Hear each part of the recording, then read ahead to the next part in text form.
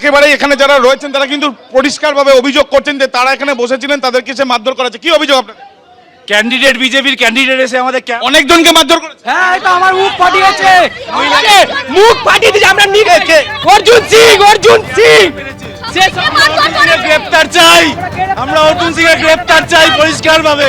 কি থেকে ঘটনার সূত্রপাত কি? আমরা এখানে বসেছিলাম, উনি আসলো ডাইরেক্ট এসে বললো এখানে কি হচ্ছে এতজন কেন?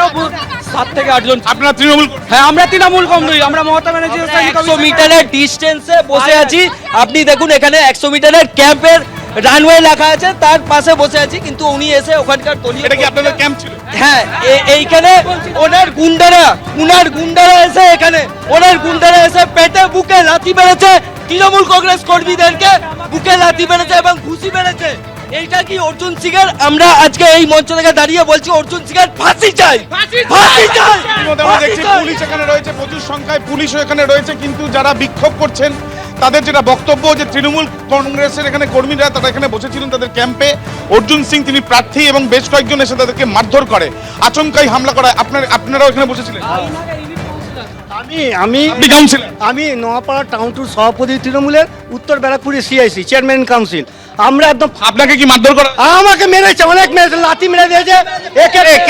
কে আপনাকে কে মেরেছে? সুমন ব্যানার্জি এসে ঠেটিং দিয়েছে। 5 থেকে একটা বহিরাগত ছেলে দল বল নিয়ে, আমরা জানি না কি, তখন অর্জুন দা ওখানে আছে, দৌড়ে এসে পেটে এরকম করে লাথি মেরেছে। একদম আমি তুলতে পারছি না, পা তুলে লাথি মেরেছে না পুরো। মানুষ বলে মানুষ গুন্ডা। আমরা দেখতে পাচ্ছি যে তৃণমূলের কাউন্সিলর তিনি বলছেন তাকেও মারধর করা হয়েছে। আপনাকে মারধর যখন করা হচ্ছে তখন অর্জুন সিং কি এখানে ছিলেন? হ্যাঁ, অর্জুন ছিলেন, দূরে ছিলেন, বাইরে ছিলেন। না, উনি তো সিকিউরিটি ছাড়া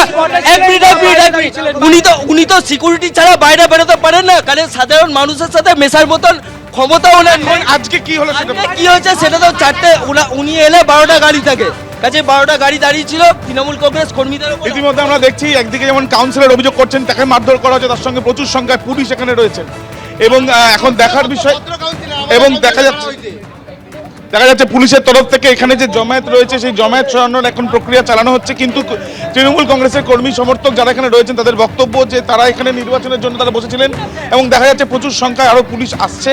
তাদের যেটা বক্তব্য এখানে যে তৃণমূল কংগ্রেসের কর্মীরা তাদের বক্তব্য তাদেরকে আক্রমণ করা হয়েছে এবং তাদেরকে এই আক্রমণ যে করা হয়েছে সেটা একেবারে পরিকল্পনা মাফিক করা হয়েছে এবং তারা অবিলম্বে শাস্তি চাইছে।